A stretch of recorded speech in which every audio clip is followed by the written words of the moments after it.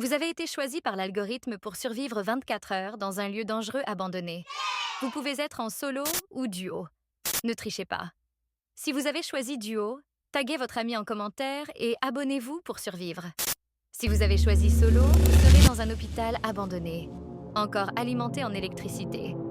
Les couloirs sont longs, sales, éclairés par des néons blancs froids. Les chambres sont vides, le silence constant. En explorant les étages supérieurs, vous finissez par atteindre la salle des archives. À l'intérieur, des dossiers médicaux poussiéreux, des classeurs renversés, des documents brûlés ou arrachés. Parmi eux, un document classifié attire l'attention. Il décrit une entité confinée autrefois dans le sous-sol de l'hôpital. Un homme en costume, sans visage.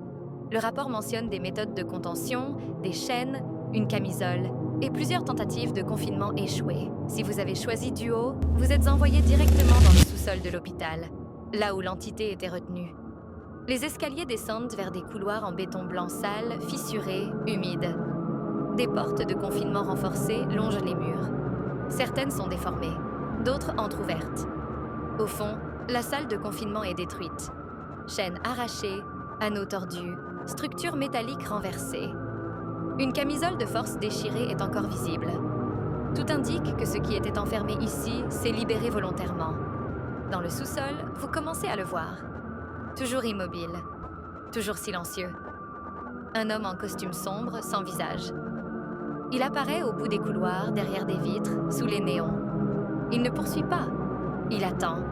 Les rapports trouvés aux archives ne parlent jamais de survivants après un contact direct. Le sous-sol n'est pas un lieu d'exploration. C'est une zone de confinement échouée.